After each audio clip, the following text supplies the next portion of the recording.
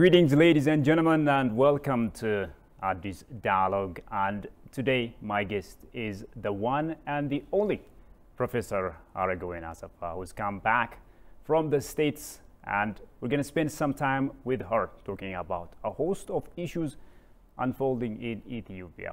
To stay with us. Professor, thank you so much for joining me, for making the time to talk to me, and for coming here in the studio. Thank you for having me. I personally believe that your personal life can be a great lesson for Ethiopians, especially for those coming from the state of Tigray. So I really want you, to walk us through some of your life, especially as a child. So let me ask you this question. Who is Professor Aragowen, and how was her education? Yeah, but I was born in a small village in Tigray. Okay. And then luckily, I think at the beginning I had, strong interest in education, and my father really saw something in me. And then he protected me from early marriage. Okay. Many of my relatives got married as early as 12 years, that. Yeah. But he was really very, he protected me till the end. But there was a lot of pressure from the surrounding, born in that small village. So luckily when I started school, it was my thing. So, yeah, absolutely. and although, although really Tigray is a deeply misogynistic society, and really women are really oppressed, yeah. But that worked for me. Oh, a girl can't be good in school. My teachers were supportive. All of the sudden, it worked for better. Yeah. Although it might feel like insulting, yes, they could, but they encouraged my teachers. And after that, and then this revolution came when I was 6th grade. Things were changing, and the war came. And then until 9th grade, I was, at least in touch with my parents. But after 9th grade, I was on my own, surviving under the war. You were separated? Oh yeah, because my parents were under the control of the area, under the control of the PLF. Yeah. The high school was in Adwa, where the government was there. So it was a tough. It took a lot of perseverance. Obviously. A lot of not only perseverance, just God's miracle to survive through. So I finished high school in Adwa High School. So it was a long story, but since I had strong academic background potential, yeah. I survived all this, and there was time that I had no place to go to stay, but I made it through and finished high school, and then it was time to go to Addis to join Addis Ababa University. I was enrolled in Addis Ababa University because of the grade I had. Yeah. So it took us like 4 days to get to Addis. And then because I had to take a convoy, I didn't have any money at that time. Okay. And one of my relatives gave me like 60 birr at that time, which was a big thing. That was the fare, right? It was a big, and then yeah. we had to take the convoy. So 3 of us, 3 of girls in the front seat with the driver and the truck, right? Okay, you can buy a truck. Oh yeah, I don't have any money. Wow. So that's what I did. So wow. what we did is, 3 of us in the front seat with the driver, we were squeezed in. Yeah. It was kind of him. I still remember his name. His name was Brahane. So the driver's name? Yeah, he took us until Desse. Yeah, so it's still vivid in your mind. Yeah, well, that's a good thing. So what happened is after we passed Adigrat, the TPLF started fighting with the military who are accompanying the convoy. Okay. So around just right before Wukro, we had to get off the car, the trucks. I think they didn't want us to stay there if the cars burned. So it was like the bullets was flying all over us. Oh. So it was scary. It was dangerous scary. as well. It was scary. That was the life we knew then anyway. Yeah. So we survived. I think it took me 4 days to get to Addis. 4 days. So we took that truck until Desse. We stayed in Majo and where else in between, because there are these big trucks. yeah. I made it to Addis and to Addis Ababa University. So I was, 4 years almost on campus because we couldn't go back to Tigray because our parents were in the area under the control of the PLF. Even when I was in Adwa, I didn't see them anyways. So I think the university was kind, or the kind, so they gave us, food. We fed with the continuing education teachers. They come from all over. Okay. They gave us dormitories, and the 4 years I spent on campus. But luckily what happened, since I had a good potential, so I could do well in school, and I was the first in the School of Pharmacy. So I happen to, I like math. Oh. But from the first grade, Okay. and then I was like, I was going to choose mathematics when I was just, but then mathematics didn't have much application then. Okay. And then one of my says, oh, you want to be a teacher? That was the only choice I would have, right? Now mathematics has a lot of application. Of course, yeah. But in Ethiopia then, it didn't seem to have That was any the only other option. application, yeah, at that time. Okay. Now it's a different story. Yes. So I say Yes. at that time pharmacy was popular. Since I had a GPA more than 3 during the first semester, so I could choose whatever field I wanted. So I chose pharmacy. Wow, wow, wow. Yeah. Amazing story, Yeah. amazing, Yeah. On the one hand, it's very tough, but on the other hand, seeing your Yeah, success, it was great. Yeah, my strong potential, in academics helped me through.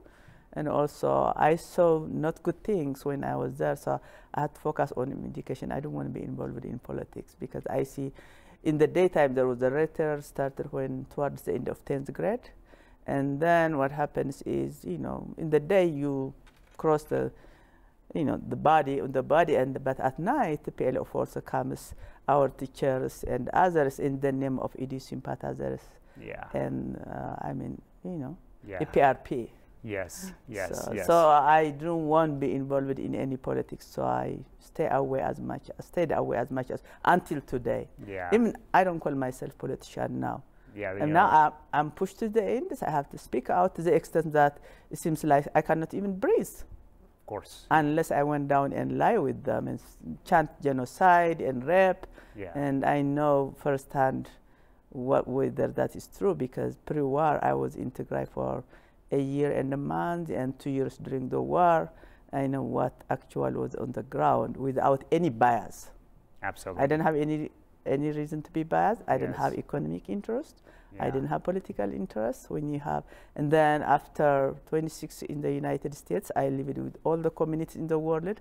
I came with much more open eyes and open mind. So Of course, that's how I base everything, because I'm not here as an expert, but I'm here as a woman, as a mother, as everything who walk the walk Yeah, throughout. exactly. So yeah. So talking about that, obviously your life was not all beds of roses. So this is really a great lesson for, to grandmothers especially, and of course to everyone who has had to pass through ups and downs. Yeah. So I really want you to tell me also, how determined were you, to pass through all these hindrances and eventually come out, victorious as you are now? You know what? I always did my best.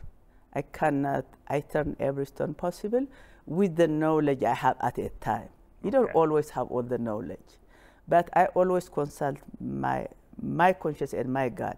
Because growing up in Tigray, I cannot say I follow a certain religion, because the way Christianity was practiced there, it was not for women. The God was the God of men. Yeah. So at some time I say, either I have to say God doesn't exist, the God who created me to serve men, who I'm second Christian, or I have to see my God my own way. I don't follow, I respect every religion. I take the good one from everything from everybody, but I don't claim myself I follow strictly certain religion. But my faith has never been stronger. Yeah. So I would say it didn't only require hard work and faith, but divine intervention as well, because there was time I was saved, my life was saved for a second. Mm-hmm. I could have died. Yeah. So it's just a combination of, have faith, always do your part. I don't like externalizing problems. Even after I pass this one, I cannot say somebody did this. No, still it's my own problem. I think one of the things we have the problem is we externalize our problem. Absolutely. So exactly. when we externalize problem, not only we don't do what we can to solve them, Yeah. but we create this imaginary entity that create our problem. Of course. And then that enemy, especially in the case of Tigray and others, kind of liberation, okay, you need to fight that enemy with all, you have to hit that, you have to fight with guns. Mm-hmm. So it's really consequential. So I'm now externalization to the point of allergy because it's so consequential. So always life is not easy for anybody. No, it's not. It's harder for some than that, but own your problem. Try to have faith and try to do your best to solve that problem. Amazing, amazing. Yeah. Let me also ask you this question, Professor. Yeah. Are some of the challenges that you had to go through in the past still, haunting you, affecting you, or are they a thing of the past, and are there still some things that you are, maybe affected by now? I'm asking you this because... Yeah, okay. Yeah. So, go ahead, please. I have all kinds of scars in my body, physical scar. Oh, I have physical scar. Bloodshed here. Oh, okay. I'm sorry. Because there was when you were after we finish 12th grade, we have to go for this illiteracy campaign, right? Okay. To teach the farmers. So we were some of our class, our colleagues there were we have to go outside. We were in Bizzat. Okay. We have to go outside to teach the farmers before they go to the field to do their job.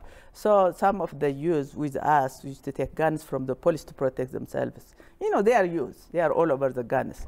So we were discussing one time. It fired and then it hit suddenly me. Went off. So what happened was we were discussing. I said, I'm going. Oh, you're not going. He likes this. He aimed it to me, but thought that he was locked. He thought it was locked. Okay, but it was loaded. No, it was like this to me. And I don't know. And he fired it at you? Yeah, at me. But, oh, man. But what he knew is it was locked. He didn't mean it. Yeah. But we were teasing, we were joking, and then I don't know why it swerved to the side. This is a miracle, as you said earlier. It's a miracle. And then I said, everybody was like, oh my God, I thought the others were dead. I didn't know it hit me. Oh, yeah. And then I say, my sweater and my dress was ooh. And then it took some of my flesh. Yeah. But it's a miracle. And the colleague there, for a week. He was shocked. Yeah, he obviously. was shocked. He was his sweater was on his head. I killed you. I almost killed you. He was mourning for a week. Yeah. So really, when I think about it, oh my God, God kept me this all. Yes. And the same in my marriage life, it was hell. I was under gun and so every time there was he did it, and in a matter of pressing for half a second or second, I survived.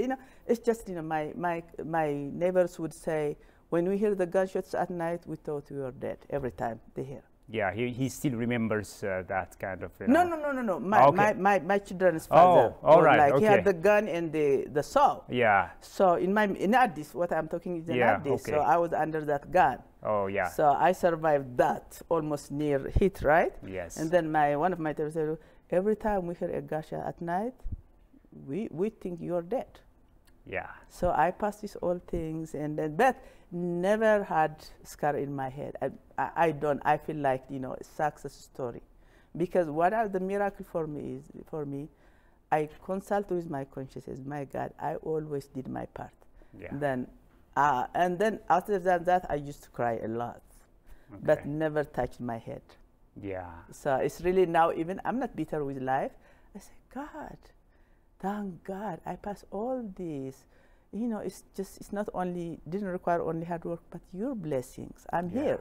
Absolutely. So the fact that I could survive that marriage and be able to raise my kids was oh my God, I could have, if I stayed in that relationship for a year, I wouldn't be able to raise my children.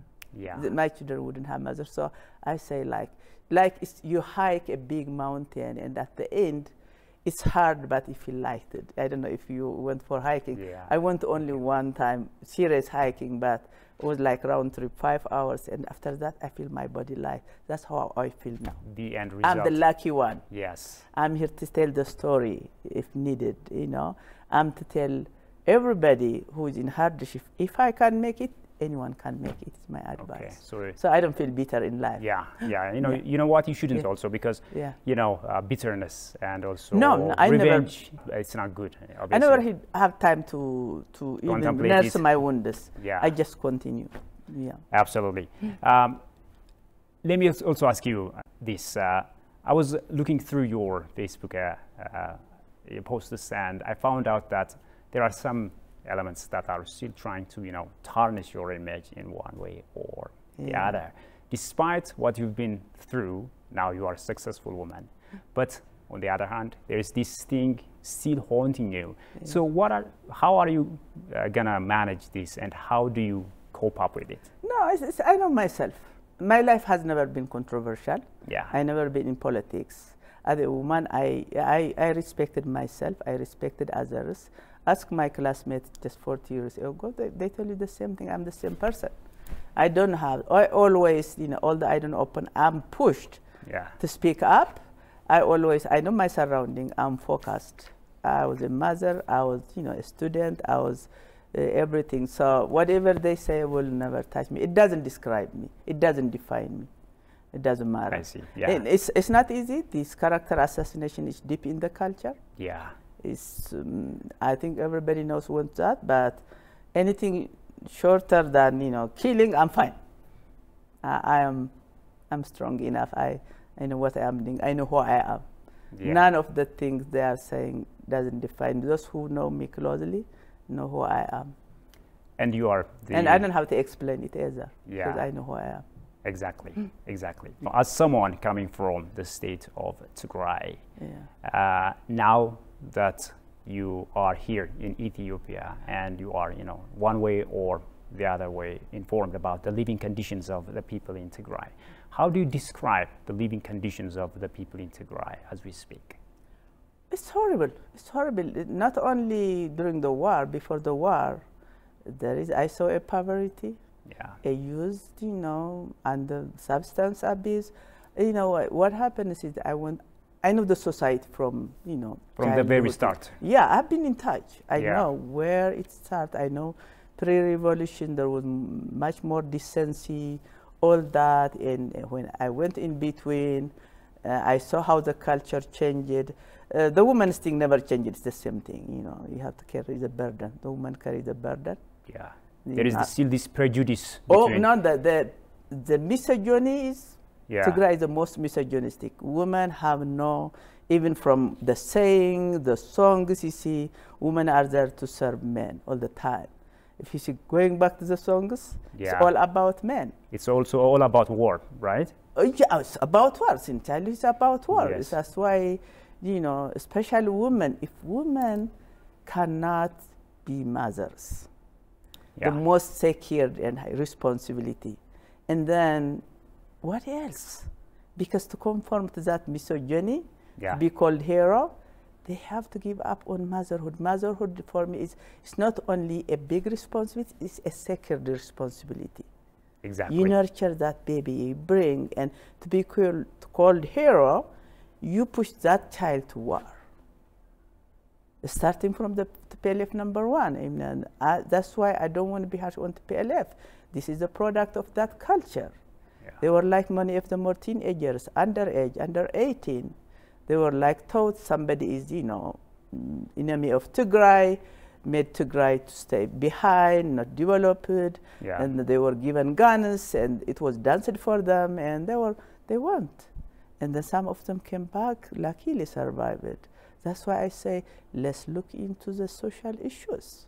Yeah. We see them as adults, people harvest what they sow, right? Yes. And these people, when we say this, that's what it was done to them. Now we call TDF are going, it's number 2, round 2. So I think most of the things I see is I want the rest of Ethiopia to learn from that crisis. Yeah. And also going back to the living condition. Yeah. So after 26 years, I went to Tigray, just to help to join Mekelle University with no economic interest, political interest. Just I thought I had it was a young university. Many of the fellows I know they were very young and receptive. Yeah. I thought I could work with them. I was at Addis Ababa University person, but that was as a young university, many young faculties, I would be more receptive. And it was good. I had pleasant experience in Mekelle University, you know, with my colleagues. Yeah. I really respect that. I still have a good memory of that. But what I saw was the rape was so rampant. I was like, you can look back, my December 2019 and May 2020, Facebook, because I was crying, please, is there any lawyer?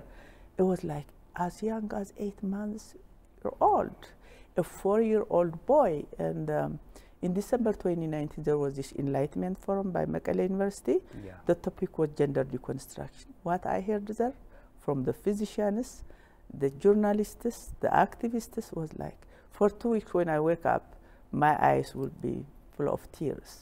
How come, you know? This is really not acceptable, you know.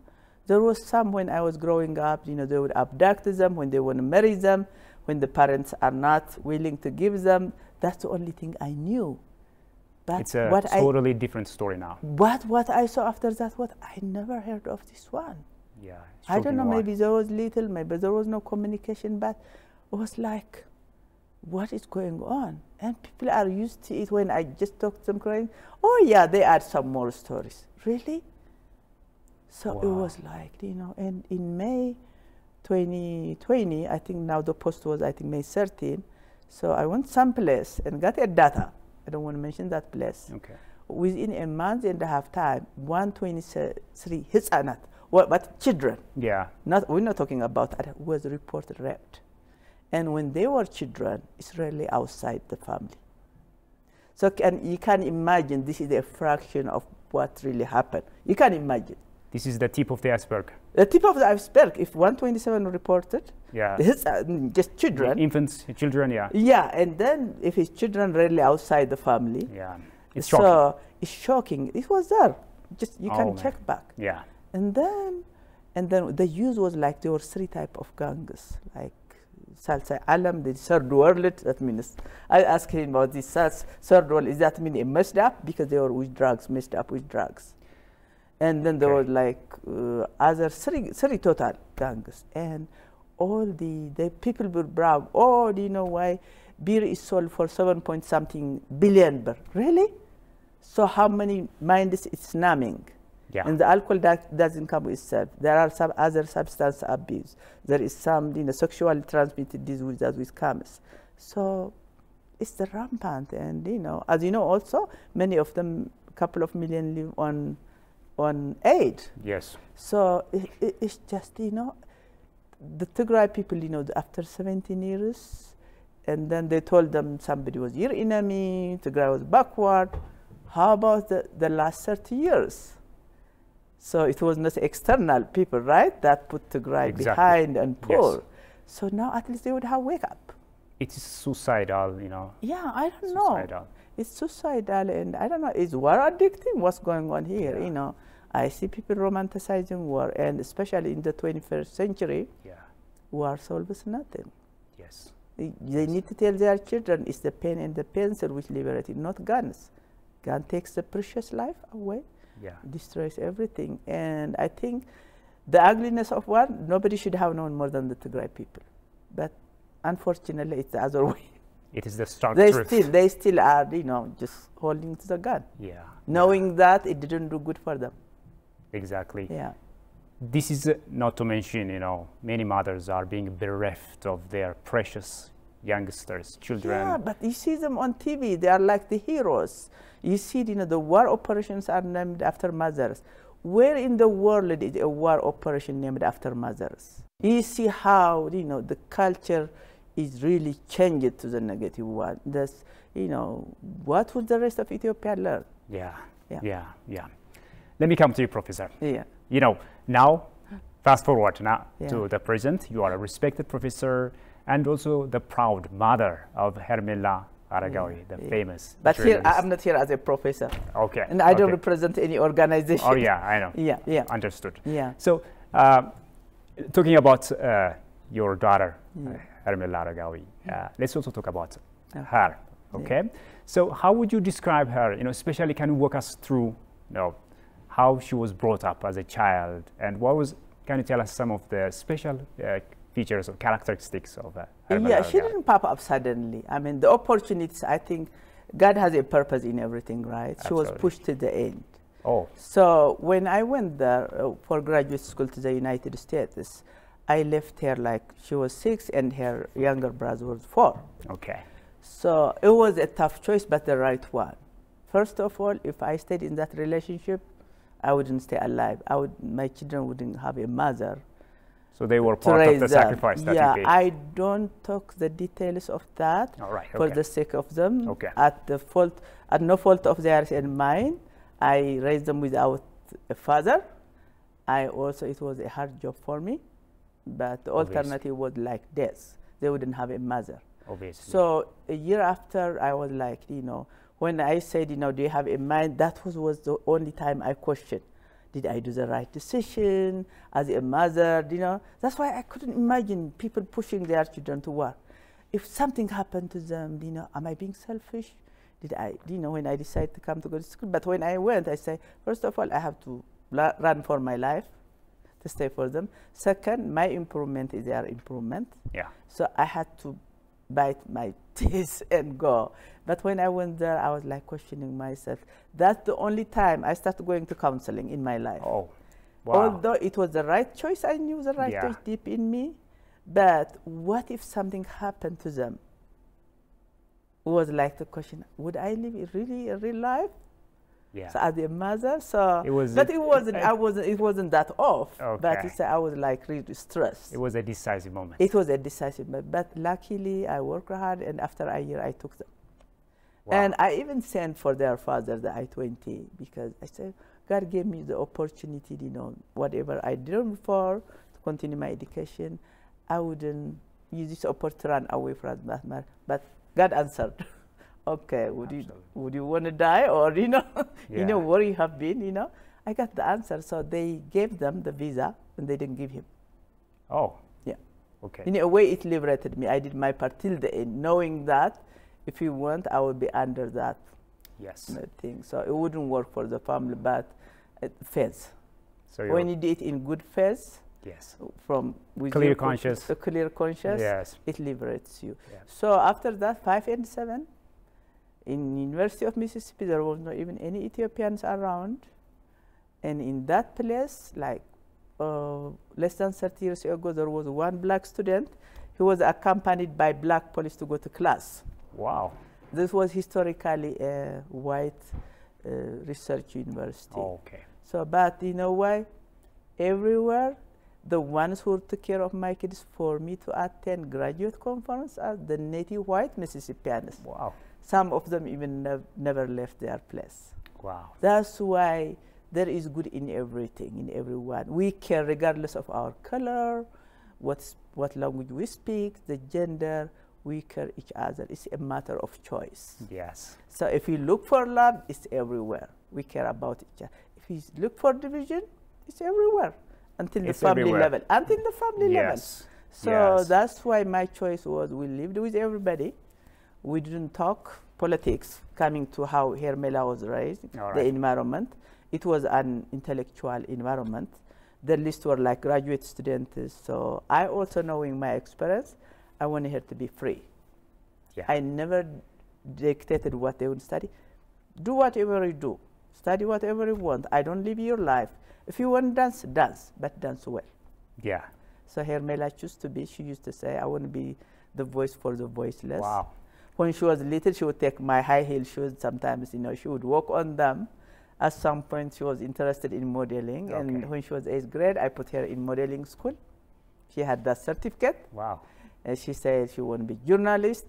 Go ahead. I support her all over what she wants to be. Although I'm in the science, and she freaks when she sees chemistry on the other side. But let her be whatever she wants. Yes. It didn't look lucrative, that area, but if that is what she loves, she can make big out of it. And then we went to Boston from Mississippi.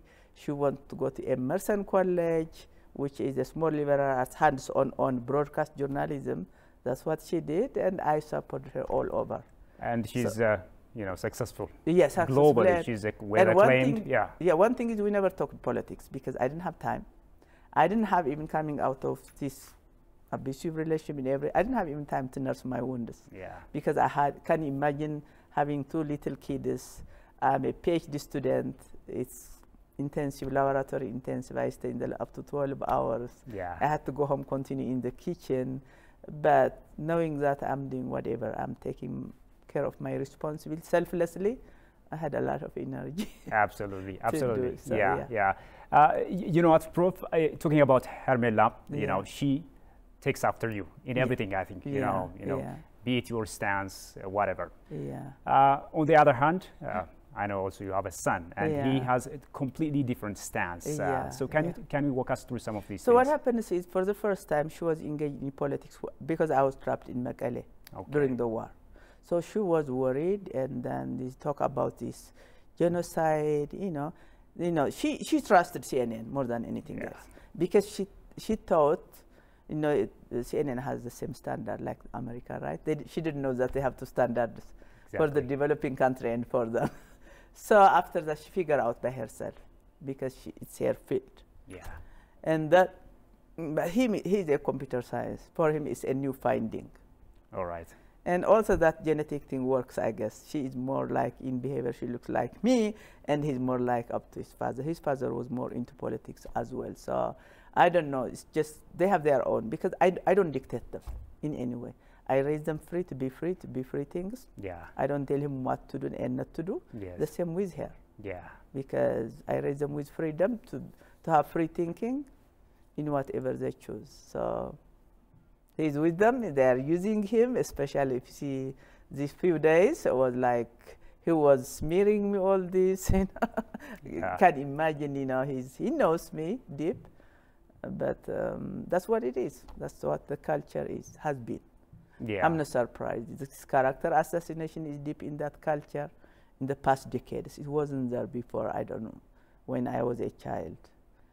I don't know when it started, it's deep, but anything short of killing, I can take it. I have to take care of, because so like Engineer Mbeza and others, because they were not politicians. Like Engineer Mbeza, he was a good singer and he was a good engineer. He wanted to serve the people as investment officer. Yeah. You might know how the heinous killing of him is. So if you are not with them, if you're called Banda, it's like your life is the life of a fly. Exactly. So short of that, I'm fine. Exactly. I withstood so many things. It doesn't affect me. And I know myself, and I don't have to explain myself. Those who knows me know me. Exactly. Yeah. Maybe I want to ask you this question. Do you think that there is an invisible hand behind, your son that's driving him to, do such a thing? No, it's not invisible. They are the society in general. When I say, oh, don't generalize, no. I can't generalize when it comes to Tigray. It's kind of a cultish system. Because on one hand, they want 100 of us to be with them, making few of us, like me, my daughter, and few others, like we were born by error. Don't contradict yourself. Yeah. So I can say that Tigray society, I hate generalization. As an educator, you don't generalize. Of course. But when it comes to Tigray, nobody knows more than me, that society. And you see them, for you, it might be sensitive to say, but I have no reason to be biased. I have no reason to be that. I can generalize because it has become kind of a worship more than religion. Okay. So if my son could be the other side, all of my siblings are on the other side. Yeah. And then the few of us, they make us look like, oh, you were born by error. Why don't you come to us? And if they are after us, then I can say that the Tigray society is a culture. It has become that culture. Exactly. So, yeah, it's also, It might be, I like to call spade spade. I don't like sugarcoating, including my life. I face my problem right away to solve it. So let's call it spade spade. Yeah. And sugarcoating and it's politically correctness. I'm not about political correctness. I'm about the facts on the ground. If you want to deal with it, try to do something. We have to see it as it is, without sugarcoating. I know for the people outside that society, it's sensitive. It would be twisted. Even mine was like, but I know what I'm talking about. I have no reason to be biased. I Yeah. live it, it's true. Nobody knows more than me. Yeah.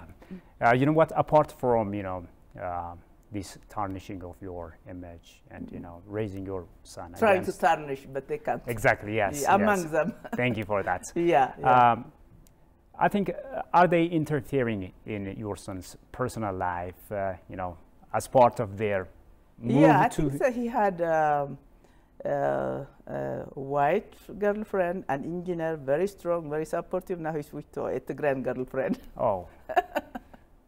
Okay. Yeah. So this is all part of the plan. Do you perceive? I would think so. I Okay. would think so. He'd never been to Tigray. He doesn't know anything, I never told them about this ethnic difference of growing up. We lived, let alone with Ethiopians, we lived with all communities in the world, like Asians, all Indians, Pakistan, South Americans, all that, Yeah. He wouldn't even know the details of that because I purposely really exposed them to a diverse community, being all the Ethiopians of different ethnicities, all that. So he didn't know that. He's a new recruit, a new finding for him. When they come, like it's a cult system, they make you feel like you are important. Yeah. So that attention probably is working for him. So, Yes. yeah. So yeah, I know this might sound ridiculous, but let me ask you this question: Yeah. Are you optimistic that you will come back to your views, to your stance someday when he It's up to him. You can never tell. What I learned was like you can never save people from being an individual or society. You can never save them from themselves. Okay. It has to come from them. You Yeah. you can try to protect them from others or save them from others, but you can never save anyone from themselves. That has been my experience. Yeah. So let's hope with some divine intervention. Okay. Yeah. I'm not totally. I see. I see in my course. life things change for better. Yes. With God's intervention, we need that. Yeah. Let alone with my son coming to the society as a whole, Tigray issue. I'm just praying, because the more you care, the more you become a target. So let's hope one day they will wake up. Okay, what did we get the past 50 years? Poverty, more poverty, losing precious lives, and let's say one day they will wake up one by one and realize it's time to put down the guns. It didn't do us good. So it's just, let's go to school. I hope the mothers now, they are pushing their children to war. One day they will say, oh, you know why? Kids, gun kills. It doesn't liberate you. So it's just time to go to school. Yeah. Let's hope Yeah, so. 50 years is a long time. Absolutely. Yeah. It's a long time. But on the other hand, it becomes a culture, and you don't know. That's the only life you know. Also, on the other hand, you don't know the alternative, right? Yes. So yeah. Yeah. Or else Yeah. unless you have to break through and go out. You have and these imaginary enemies. You still keep on sending your kids. It becomes a vicious cycle. But one has, I'm not surprised the ones who never left Tigray, because they were told they have these imaginary enemies that they have never lived with. So this is These mothers, they are pushing their kids actually to war. yeah. They never lived with the people that they were told they are enemies.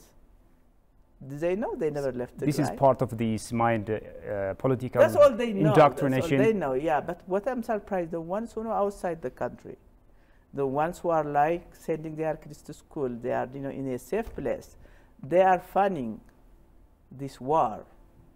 Yeah. And then I say, Adding fuel to it. yeah. Okay. One activity. What do you think is at the beginning? What do you think is today? When they start say, I have moral obligation not to support any war while I keep myself and my children in a safe place. But for the others, they don't feel it. I'm the enemy. Whatever they do, they fun, they cheer. Who is dying? The poor youth in Tigray. Yes. If they are bandas, I'm the banda for them, right? Yeah. If they have to be called banda, it's the ones who are fighting the war, because while they are sitting in a comfortable and safe place. Exactly. But I hope the definition switches one day. Let's hope so, Professor. Let's hope so. Yeah, but God is watching. Exactly. Yeah. Yes. Yes. Yeah, I live with my conscience and with my Creator. Exactly. And then at some point, when you have the fact, you may not convince people. Yeah. When you don't have, you can convince them, but you can never cheat your conscience and God. So Absolutely. that's how I lived. That's my source of strength is. and I'll continue to do that. Yeah. You know what? Talking about conscience, you know, you are of the truth, calling a spade, as you said. Yeah. And this has its own sacrifice to pay. So can you tell me some of the sacrifices that you have paid, you know, unless, of course, I'm taking you back to the... No, that's fine. All right. Know why? I know where I stand. The more I go forward, I'm clear where I stand. The alternative is not. What happened is when I go after you know, I left Mekelle when the plane started. And then I stayed 2 weeks in Addis and went to America. I kept quiet. People tried to push me to say whatever wasn't in Mekelle. I said, no, I never lied in my life. How am I going to sleep? Yeah. If I see something really, and I didn't say also it would bother me. But what they are trying to push me was like, you know, say when the rape was rampant before the war. One person asked, can you at least check what these pedophiles, adult rape was not talked about. It's kind of service there, I guess. They never talked about.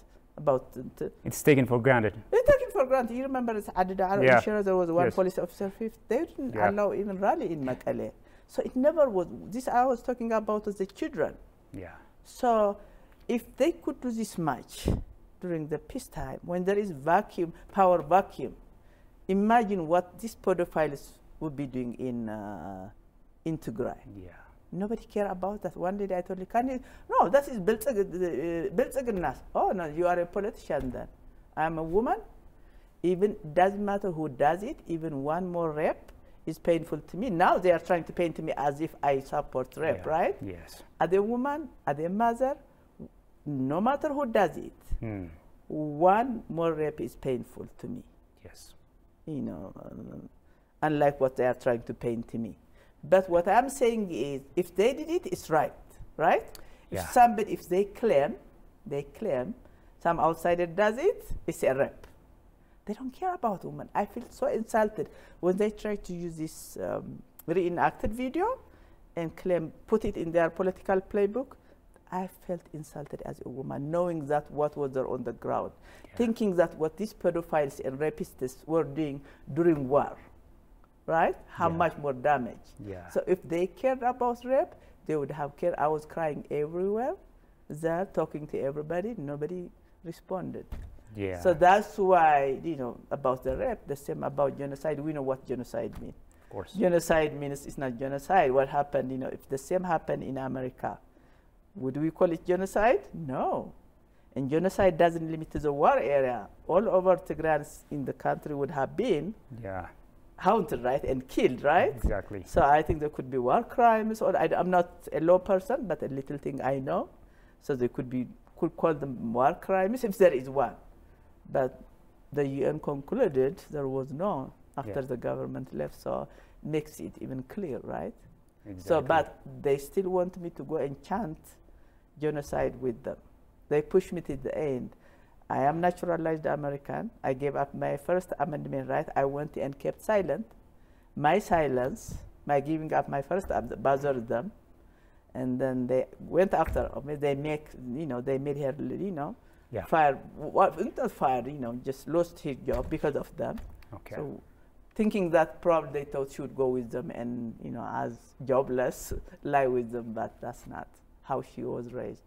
She was raised with values. Yes, Professor. Yeah. But also today, I don't want to take all my credit. She chose the right one. Absolutely. I'm proud of her. Yeah. Because we can only give them the choices, but kids, they have their own choices. They pick. Like I raise them the same. They are on different page with my son. So I gave all the credit she's doing to her, and I'm proud of her as a mother. Yeah, you also. I did my part, but she also did my part. You're also telling me that you can be a good model in parenting, right? Yeah. Absolutely. And finally, let's just end with this. What's your message to Ethiopians, to the diaspora communities? Let's just take this opportunity and convey your message. Yeah, what I say is, let's learn from the Tigray crisis. Let's teach our children love, unity. Let them, at this time, the guns do not liberate them. It's the pen and the pencil. What I say is, regardless of what we say, the poor has no voice. He can make so much noise, but Yeah. he has no voice. So Yes. the only going forward is if you empower ourselves through education and economically, and we can achieve that, with unity and love. So as much as I see so much challenges on the ground, Of course. but on the other hand, also I'm optimistic. Although I was like outcasted from the Tigrayan community, from my family, nobody talks to me. Yeah. I have, my cousins still outside, but in this land, nobody talks to me because they think by outcasting me and my daughter, they were like, But on the other hand, they throw us to so many people with common values. Yes. Globally. So, That's globally, Yes. globally. So Yes.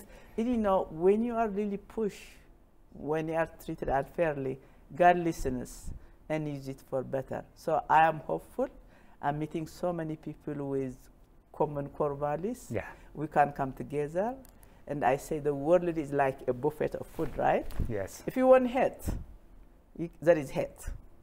Doesn't mean there are hateful people. Of course. If there is, disintegration, disunity, there is. But it's up to us to choose from the buffet of choices we have. Let's choose love, unity. Let's use, pen and pencil instead of the guns. Yeah. I have a huge respect for the national defense and the police. Okay. All of us, we sign for our time, right? They sign for their precious life. Exactly. I have huge respect. It's all over the world, right? The National Defense Force. And Yes. other than that, the guns has to be out of the people's hand because they are killers. Yeah. They are there to protect us.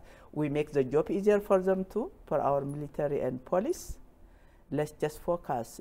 In the 21st century, only the pen can liberate us. The pen negotiation, roundtable negotiation. That's the only option. Let's discuss. Let's Yes. discuss. Yes. And everybody is now living their thing, and let's not be critics, just critics. Let's do something tangible. Let's just fix our school system. Let's let everybody, instead of I call upon everybody just to contribute practically.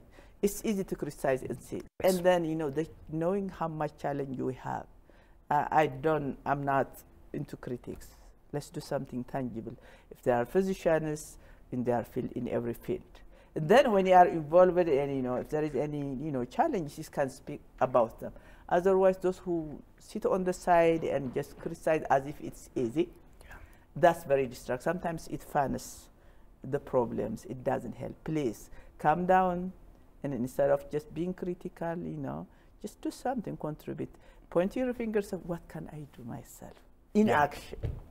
Then we can get out of this poverty, and by God's intervention also we can get out of this war. And in the future we'll say never to war, hopefully. Yeah. Let's because hope so. I am praying also.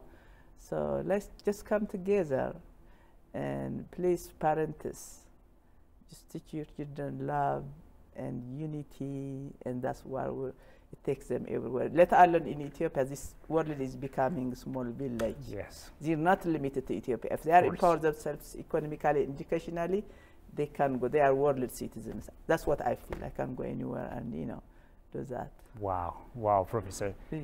Thank you so much. welcome. Your message is seek the truth, and the truth shall set you free. Absolutely. Yes, Professor. Thank you so much. I wish we could continue, but due to time, We'll have another time. Of course, We'll it's okay. continue. We Yes. have to really rebuild a society. We have so many things to do. Yeah. So, Thank you, Professor. Thank you so much for your wonderful ideas, for your time. thank you. And I wish you a safe trip back home, and thanks a lot. Okay, thank you. Well, dear viewers, with that, we come to the end of today's program, and thank you also for being with us. Until I see you next time with yet another program, it's goodbye from me, Shfaralakum. Take care and stay safe.